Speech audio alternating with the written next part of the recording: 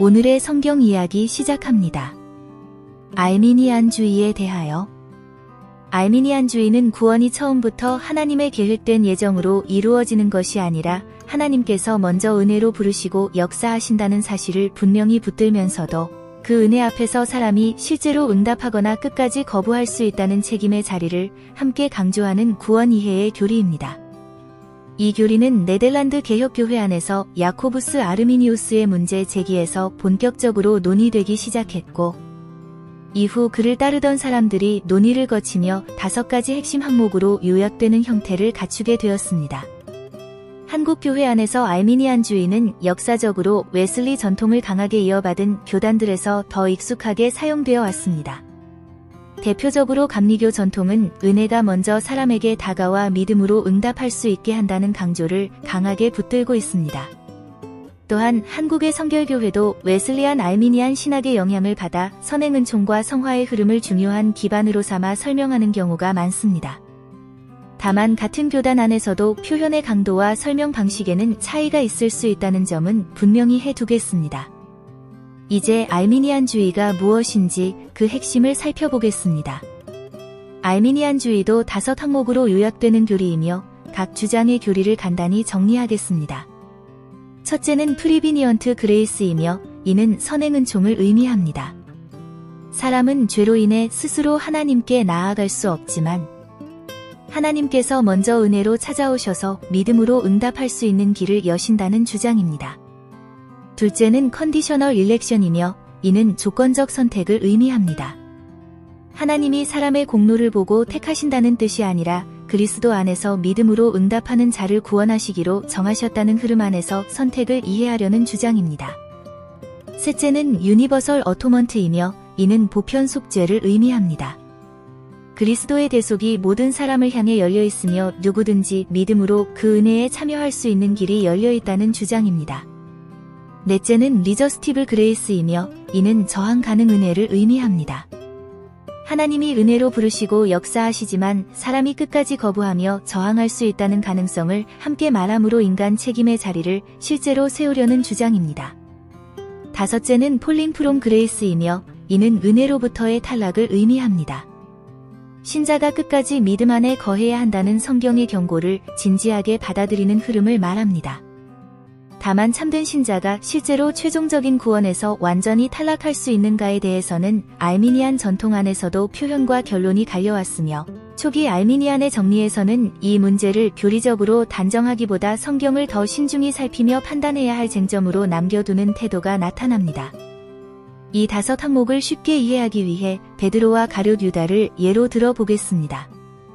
알미니안주의 설명 방식으로 말하면 베드로는 넘어졌지만 다시 돌이킬 수 있는 길로 돌아갔고 그는 그 은혜에 응답하여 회복된 제자로 이해됩니다. 반대로 가룟 유다는 회개로 나아갈 길이 열려 있었음에도 끝까지 그 은혜를 거부하고 범죄 속에서 돌아선 인물로 이해됩니다. 즉 두 사람의 결말은 하나님께서 처음부터 정하신 계획대로 드러난 것이 아니라 하나님이 은혜로 부르시고 역사하시는 과정 속에서 사람이 그 은혜에 어떻게 반응하는가로 설명됩니다. 이 교리는 마치 하나님께서 꾸며진 어항을 준비하시고 어항 속 물고기들을 바라보시며 그들이 어느 방향으로 헤엄치는지 지켜보시는 분이라는 것입니다.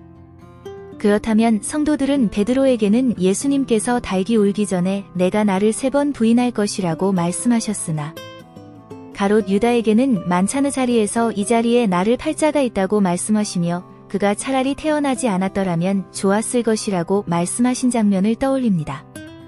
베드로에게는 그가 자신의 죄를 자각할 수 있는 시점과 사건을 말씀해 주셨지만 가롯 유다에게는 그가 자각할 수 있는 시점과 사건을 언급 없이 판단하셨고 그 둘의 모습은 하나님의 은혜가 가롯 유다보다 베드로에게 더 크게 임하신 것이 아닌가 하는 의문을 갖게 됩니다. 그렇다면 내가 지금 붙잡고 있는 신앙의 자리에서도 하나님께서 나를 돌이키게 하시는 손길을 주고 계신지 아니면 내가 둔감해져서 그 손길을 놓치고 있는 것은 아닌지라는 불안이 따라오게 됩니다. 그래서 만약 내가 실수했을 때 베드로처럼 죄를 자각하고 돌아설 수 있는 계기를 분명히 붙잡지 못한다면 그 한 번의 실수로 하나님과의 관계가 단번에 끊어져 버리는 것은 아닌가 하는 두려움이 생기며 내가 드리는 예배와 찬양과 봉사와 기도가 충분히 붙들고 있다고 여겼던 신앙의 시간들이 한 번의 넘어짐 앞에서 아무 의미 없이 무너져 버리는 것은 아닌지 스스로 묻게 됩니다. 이때 알미니안주의는 대체로 이러한 견해를 제시합니다. 어제의 실수와 오늘의 불안 자체가 하나님께서 사람의 마음을 두드리시며 돌이키게 하시는 신호일 수 있고, 바로 그 불안을 가지고 하나님께 돌아가 회개하며 붙드는 것이 아직 은혜의 자리 안에 있다는 증거가 될 수 있다고 말합니다. 그러면 사람의 도덕적 민감함이나 심리적 반응성이 하나님과의 관계를 판단하는 기준처럼 작동할 여지가 생깁니다. 바로 이 지점에서 하나님의 인도하심이 축소될 위험이 드러납니다. 하나님의 인도하심은 사람마다 다른 연약함과 다른 강인함을 아시고 그 사람의 형편과 분량에 맞추어 이끄시며 인도하십니다. 그런데 이 안에서는 하나님께서 지금 나를 어떻게 인도하고 계신가라는 질문보다 내가 지금 불안을 느끼고 있는가, 죄책감을 느끼고 있는가 같은 자기 점검이 더 앞자리를 차지하게 됩니다. 그 결과 하나님께서 나를 인도하고 계신다는 확신이 점점 하나님의 손길이 아니라 내 도덕성과 내 심리 상태에 멈춰 서게 될 위험이 커지게 됩니다. 또한 알미니안주의는 성도들의 마음에서 생겨나는 불안과 질문에서만 문제가 생기는 것이 아닙니다. 현대에 들어 성도들이 성경을 더 쉽게 접하게 되면서 알미니안주의가 성경의 본문들을 어떤 방식으로 해석하는지에 대한 질문이 끊임없이 등장합니다. 이제부터는 알미니안주의 해설에서 자주 등장하는 설명 흐름을 한 가지 예로 들어 본문이 어떤 방식으로 책의 속 질문으로 이동하는지 살펴보겠습니다. 창세기 25장 23절에는 하나님께서 이삭에게 두 아들을 주시며 리브가에게 말씀하시길 큰 자가 작은 자를 섬길 것이라고 말씀하십니다. 그리고 로마서 9장 13절에는 기록된 바 내가 야곱은 사랑하고 에서는 미워하였다 하심과 같으니라고 기록되어 있습니다. 여기서 알미니안주의에 관하여 더욱 깊이 배우고 싶은 성도들이나 반대로 의문을 품는 사람들은 공통적인 질문을 품게 됩니다. 만약 예정이 아니라면 하나님께서 왜 큰 자가 작은 자를 섬길 것이라고 말씀하셨으며 또한 하나님은 은혜로 사람을 붙드시는데 에서의 은혜보다 야곱을 붙드시는 은혜가 더 크게 작용한 것이 아닌가 하는 의문입니다.